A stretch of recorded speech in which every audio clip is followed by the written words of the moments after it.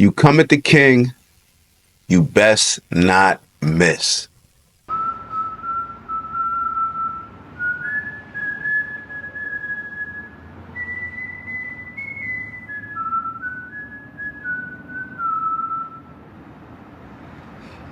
Hey, yo, lesson here, babe. You come at the king, you best not miss. In the words of the late, great, I guess you could say great, right? Legendary character from The Wire, Omar.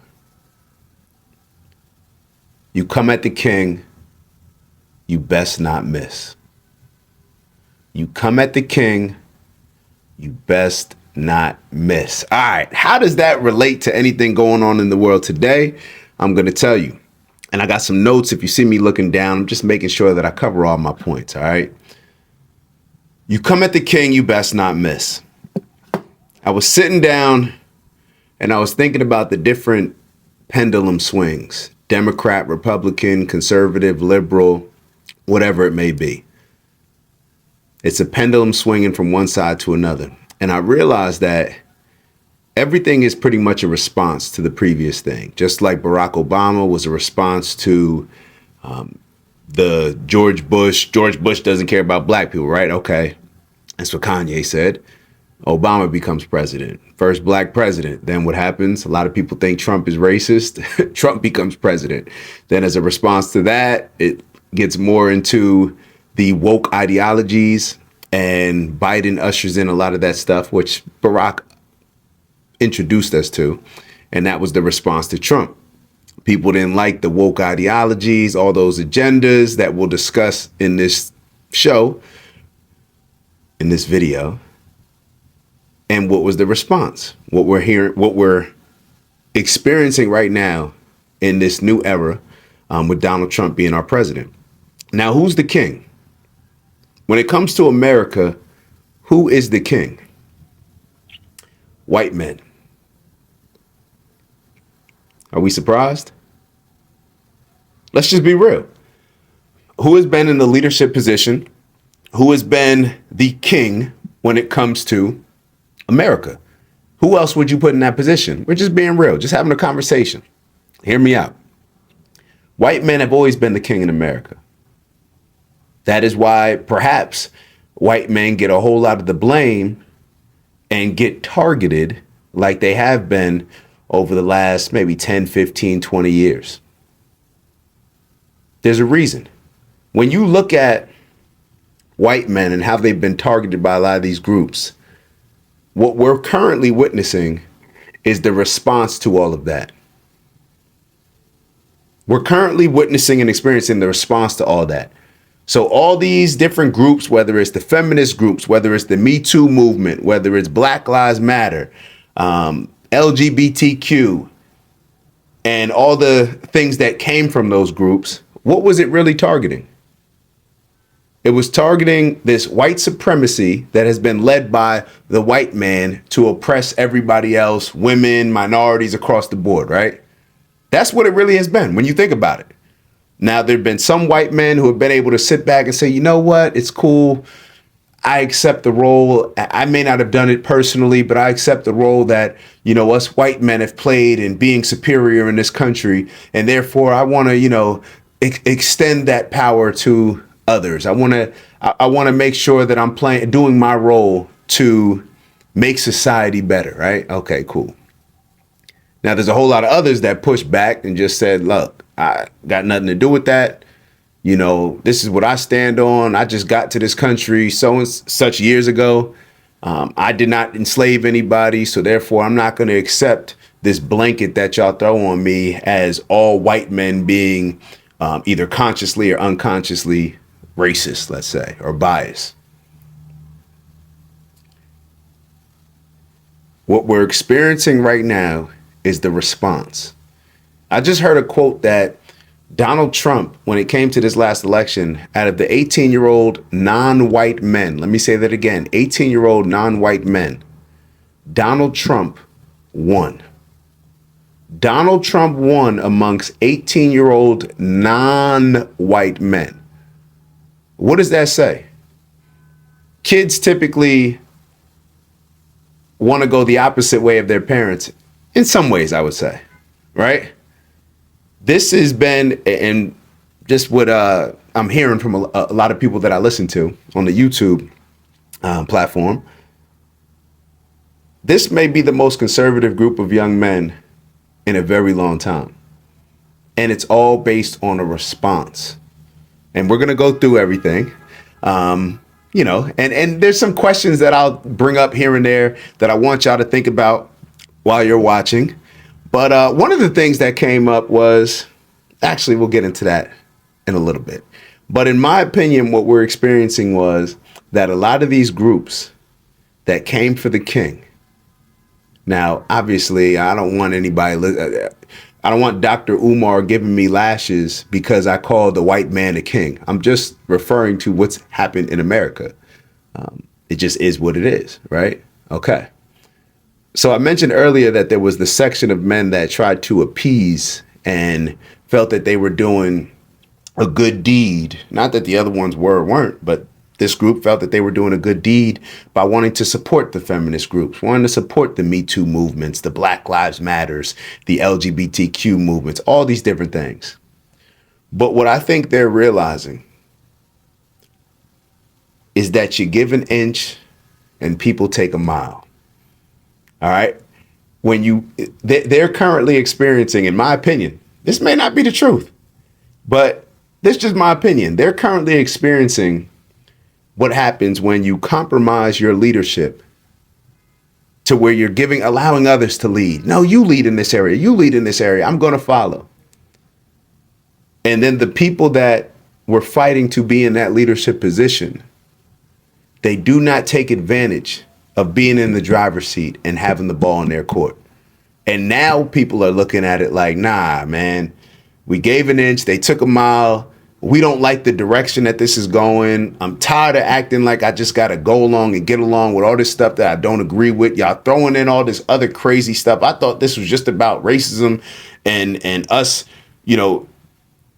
figuring out how we can get out of this oppressive mind state or racist foundation that the country was founded on. But now y'all got boys playing in women's sports. You got drag queens reading books to kids in schools. You got tampons in boys' bathrooms.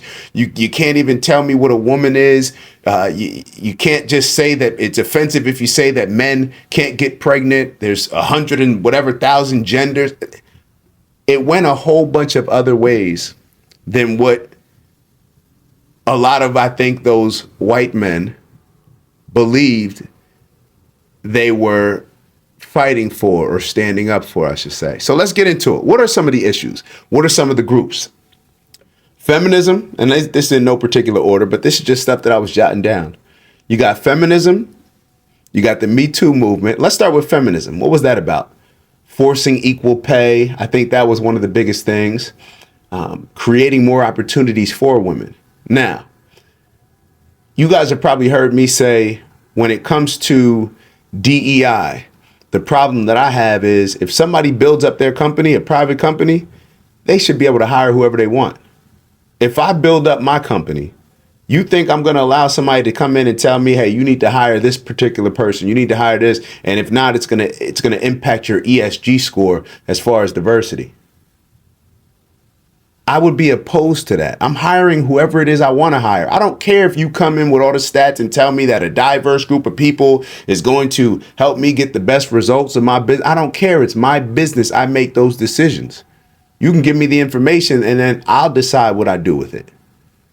So I bring that up to say, for black people in particular, don't tell that company they need to hire more black people. If they don't want to hire me, if they don't want to hire you, then that's an opportunity to do what a lot of other groups of people have done and start their own, and then they hire whoever they want to hire, rather than complaining to the racists that don't want to hire you and forcing them to hire you. So this is the same energy that I keep when it comes to the feminist movement. If you're not getting paid a certain amount that you deem is fair, cool. Start your own company. You could pay women more. Because all these studies that I see specifically regarding this feminist push and equal pay, they never seem to factor in the amount of hours that men may work in the same job compared to women working on the same job. And just to be clear, I think everybody should get paid whatever it is that they feel they're worth. If a woman feels that they're worth X, if a man feels they're worth Y, whatever, I'm with it.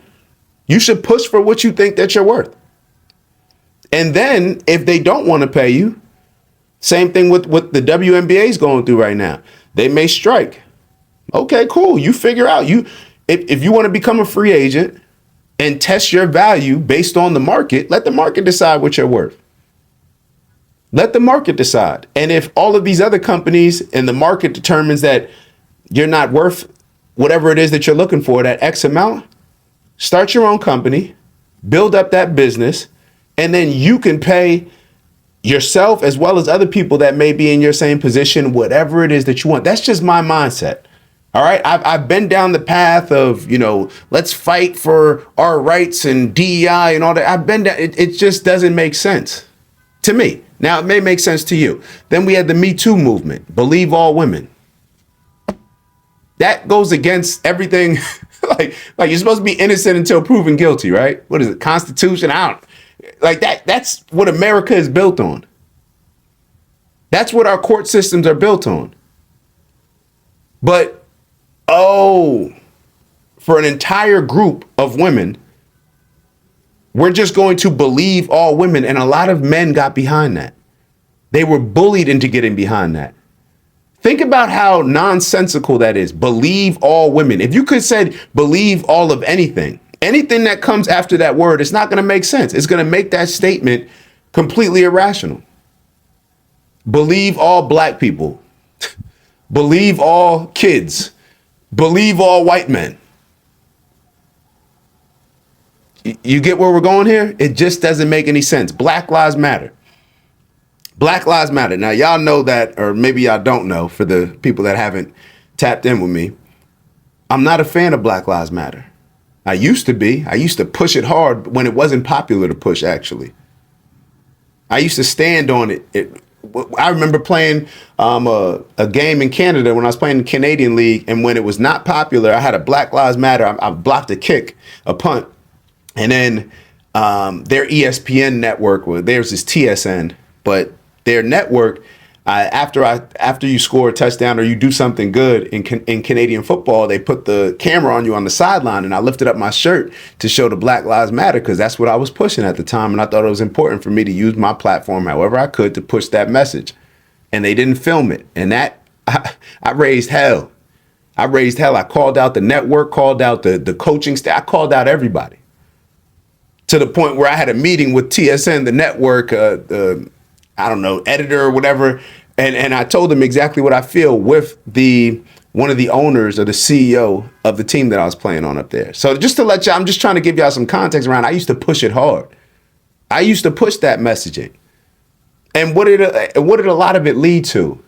Or the reason why I don't like it is because a lot of the leaders, when you look at their mission statement, trying to break up the patriarchal traditional structure of the household, and it's sitting here like, yo, how are you pushing a movement around black people, mostly black men that are being killed, and your answer is to break up the patriarchal structure at home, when that's the exact problem that we have and lack in the black community, not having fathers in the household. So I thought it was BS. I thought their leadership was doing more to push LGBTQ and more specifically this trans movement, which it's kind of tough to lump all that stuff in together because they are completely separate. But it is what it is. I separate the movement from the people. Let me be very clear. Obviously, I separate black people from Black Lives Matter. I do the same thing when it comes to the LGBTQ movement, women's empowerment, feminist movement. The movement is completely different than the actual people. It just is.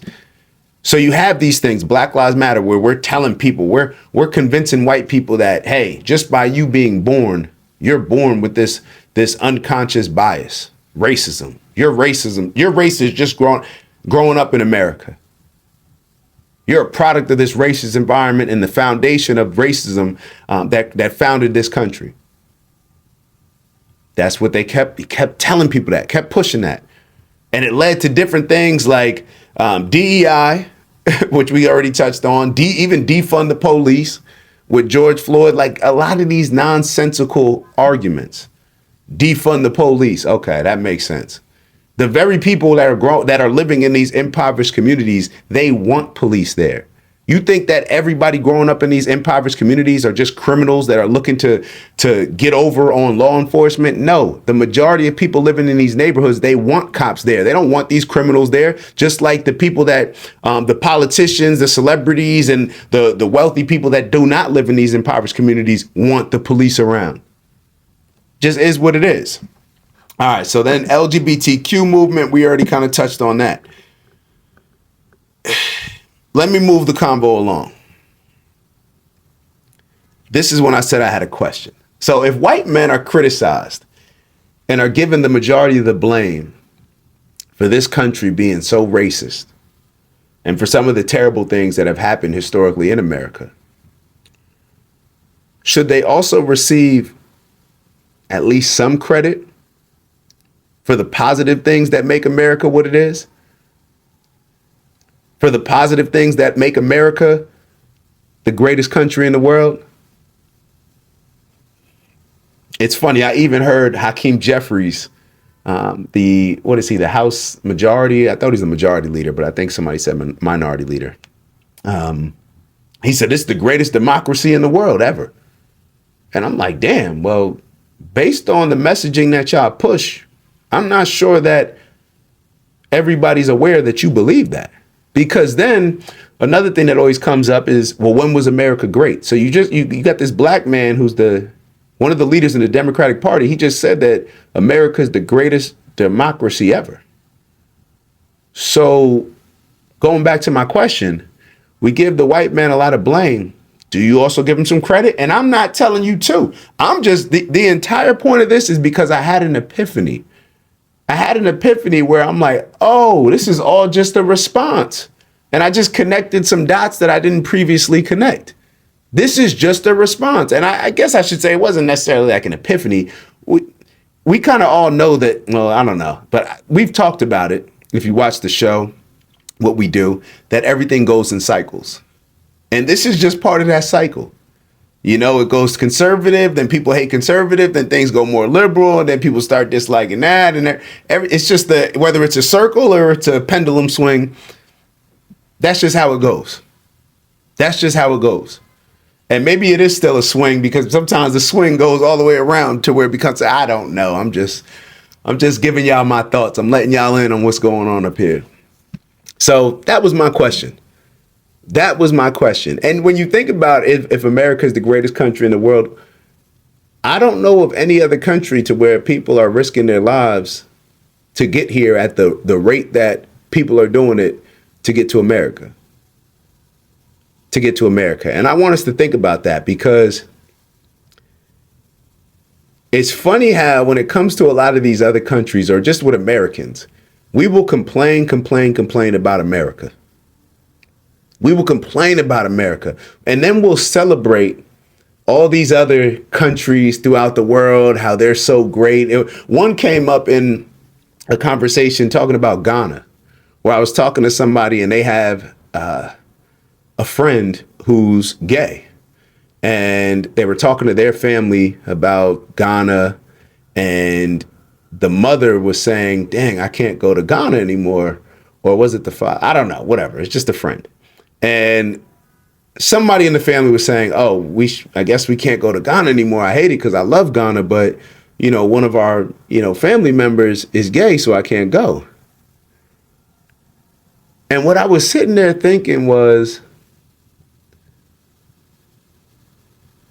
here we celebrate other countries to where you don't even have the right to be yourself, as you would say it, be gay. You know, you don't even have the right to like the same sex. And we'll celebrate that country. Oh, we love Ghana. But I doubt a lot of those individuals, we ever hear them saying how much they love America. I doubt that we ever hear how much they love America. But you love all these other countries. It's like the whole gays for Gaza thing. Oh, gays for Gaza, yeah. Now, even when you say gays for Gaza, a lot of people will say, like, that's stupid. You're gay and you're standing up for a country that wouldn't even, I don't know if this is literally or figuratively, but I've heard that, people getting thrown off of roofs, for being gay. But actually, see, I don't think that it's necessarily stupid, because I don't think that if you believe based on your morals, right is right and wrong is wrong, even if that country has certain, let's say that, talking specifically about Gaza or with Palestine, even if gay people in America support Palestine, in which they would not be able to move freely around, I don't necessarily see the same problem that a lot of other people have with that. I'm just being totally honest, because I could sit here and say, like, if I put it in let me try to put myself in those shoes. If there was a country that disliked or was racist to black people, and I saw something occurring, this is totally separate, I'm just bringing up a fictional example, and I saw something occurring in that country where they were violating children or violating women, even if that country was racist against black people, if you asked me about it, now I wouldn't jump out the window maybe and be risking my life or risking whatever to maybe fight and support it. I don't know. But if you ask me, I would say, nah, like I support, them fighting for their women and children. Just giving a fictional example. I promise y'all, I'm not trying to connect something that's not there. Y'all know me. If I wanted to make the connection, I would just be direct and say it. I can't help it. So I just wanted to use that as an example. So I don't necessarily see the problem, but I think that it's just, we have this grass is greener on the other side, where we give other countries the benefit of doubt, where we don't truly appreciate where we are and the country that we live in. And the fact that let's say that the Civil War was really over slavery. Well, there was a whole bunch of white people, white men, let me be particular, that died, and they weren't getting enslaved. There's a whole lot of white women that allowed whatever you want to say, allowed, or, their white men went off to leave them with the kids at home to fight for, let's say, if you're saying slavery was the biggest issue, to fight for freeing slavery, right? Freeing slaves. Now, I think that was just part of it, if you ask me. But there's a lot of people that believe whenever I see a Confederate flag, I'll be totally honest, especially when I first was seeing them going down to school in Virginia, all I thought that it stood for was slavery. In a lot of ways, if I see somebody with a Confederate flag now, I'm still like thinking like, yo, the big chunk of it has to do with slavery. You could say, oh, it's the way of life. It's the South. We just wanted it. The biggest thing was slavery. So if the biggest thing was slavery, then let's be correct and realize that we had a whole bunch of people that not only fought, but won a war. Won a war. The bloodiest war in America was fought to get black people out of slavery. Can you say that? I don't know. I'm just trying to connect the dots, put one plus one together and somehow come out with two, right? So that's just the question that I had. Now, you have whatever pride that you have for the country. I'm just bringing up something for conversational purposes. So with all this that's going on, and all the things that we already mentioned, white men are finally responding. They've been backed into a corner.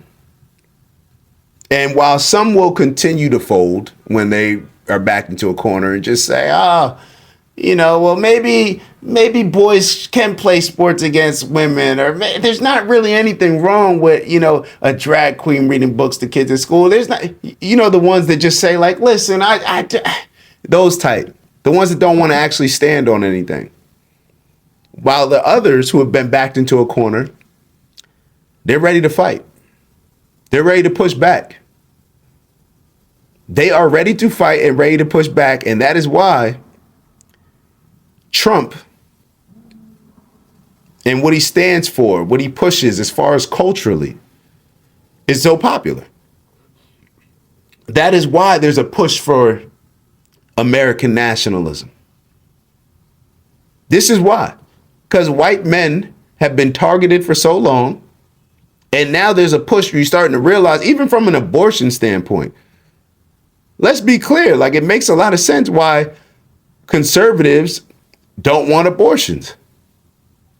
Now, if conservatives really hated black people, you know what they would do? Just thinking about it, they would say, you know what? We'll allow the abortions in certain communities. Now, I guess what they're pushing, it's funny. I guess some people may say, well, putting it in the states, I guess that's. But let me ask you this. If you were looking at just your numbers and how you're dwindling and how you could potentially, based on the numbers, become the minority in the country, and you want to preserve your lineage, preserve your heritage, you'd probably say, you know what, we got to have less abortions. Now, getting back to the point that I previously made, I got to think a little bit more on that. I'll be totally honest. As far as if conservatives were really racist, I feel like they would figure out a way to allow impoverished communities, which are going to be mostly minorities, to have abortions, but figure out a way to prevent white people from having abortions, because I think that even when you go back and look at how Margaret Sanger introduced Planned Parenthood and introduced abortions, the intent was not to look out for women's health. In my opinion, the intent was to get rid of a particular race of people. That's what it was about. Just go look it up. Now, most people aren't going to look it up, so you'll probably hear what I said and just either discount it or just look at me like I'm crazy. But that's what she was doing.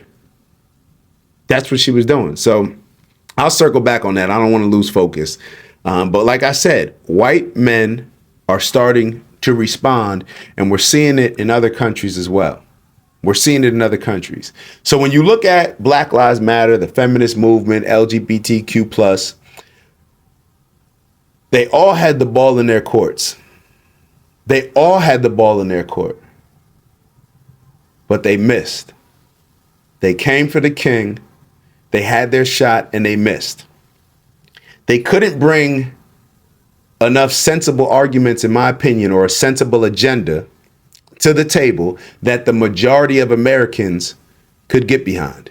And what's so crazy is, even with a lot of this craziness, with all the woke ideology and all of the things that they were pushing, some of the things that I mentioned already, there were still almost half the country that still voted for Democrats that we know were aligned. Not to say that all Democratic voters or all Democratic politicians support a lot of this woke stuff. In my opinion, I actually don't think that they do. I just think that that's a group that they need their vote. So therefore, they'll figure out a way to get their support, because it's going to get them what they want in the end, which is to be in office, which is to be elected, which is to win elections. However, once again, these groups, whether it's Black Lives Matter, whether it's the feminist movement, women's empowerment, the LGBTQ, the Me Too movement, all of these things, they did not and were not able to bring practical things to the table that made sense to enough people. And a lot of people will say that because they weren't practical and instead radical, huge reason why the Democrats are in the position that they're in today and why Trump won. So now you have a lot of these groups, because they've forced to get so extreme, or they just decide to get so extreme, where they're looking silly, they're ridiculous. And once again, they just continue to just push more and more outrageous things. And when I say outrageous things, I'm talking about the fact that most Americans just don't agree with them. They're just too far gone. They're too far gone. Now when you look around, the Black Lives Matter Boulevard or whatever was in DC, I think it was in DC, that's gone. DEI, gone. It's back to two genders. Men, it doesn't look like are going to be able to compete in women's sports. Boys aren't going to be able to compete in girls' sports. They're getting rid of a lot of this legislation that was allowing even like giving parents the ability to not tell kids about, or not to tell the students' parents that their kid was identifying as a different gender. Just look at Gavin Newsom's first interview with Charlie Kirk. Even Gavin Newsom, he's the king of the wokeness, right? He's one of those people one of those white men that appeased to all these other groups. Just look at how California is being run. California is like one of the laughing stocks of America. California, which is a powerhouse, should be a powerhouse in America. California's economy, they're bigger than I'd say. I mean, outside of New York, they probably make up for, I don't know how many states' economies, but it's a lot. And look at them, because they had a governor, a leader that tried to appease to all these groups. And now everybody in that state is complaining about him. Now, of course, a lot of people will say everybody. Let me be clear. People in every sort of demographic are complaining. They're all complaining. It's to the point where here you got Gavin Newsom, the people complaining about him are on his side, because he said that it's unfair for boys to be competing against girls in sports, and he's facing all this criticism. It's insane. It's insane, but that is where we are. And now you're even starting to see Gavin Newsom push back. Now, Gavin Newsom he's just going to do whatever puts him in the best position that he believes will put him in the best position to become president. But when you look at the majority, the movement that's occurring around the country, let me go back to the fact that I said Trump won among 18-year-olds, non-white boys, men, whatever you call them. He won their vote. That shows the direction of the country. That shows that a lot of these, maybe, I don't know whether it's these kids' parents or whether these kids are just seeing it for what they're seeing, or whether these kids are just experiencing these things in school and they're pushing back and they're understanding like, nah, this doesn't make sense. This doesn't align with how I was raised. This doesn't align with what makes sense to me. And they're pushing back. And it's becoming a movement. Because when the ball was in all their courts, when people were accepting the fact, allowing Black Lives Matter to get away with everything, literally destroying cities, taking over police precincts, taking over cities, they were getting a pass for all this stuff. You had the LGBTQ people pretty much bullying a lot of businesses. I remember there in New York, they're going into businesses. If you don't support LGBTQ and allow us to put this sticker on your front window, then you're going to have a problem. It's like, what? And this is all just the response, because all these groups, they came for the king and they missed, because when they had the power, they didn't do anything practical with it. They didn't have any foundational principles that people were going to agree with on a large scale. They were pushing, in my opinion, a lot of stuff that was just nonsensical. It didn't make any sense. Let's just be real. It didn't make any sense. And it was simply trying to stoke the fire and gaslight people to embrace victimhood very emotionally. So therefore, they would just react in a very emotional way, but they were missing out on the logic, and not having that logic is the reason why when they came for the king, they missed, because they had the ball in their court, but they just didn't do anything with it. So that's just my opinion on the matter. You guys let me know your thoughts, and maybe I got to put, definitely got to put the Omar clip in here somewhere. I'm gonna probably put it at the beginning, so you guys will probably already see it by now, but maybe I'll put it again at the end. But if you come for the king, you best not miss. All right, on that note, I'll see y'all soon. Ew.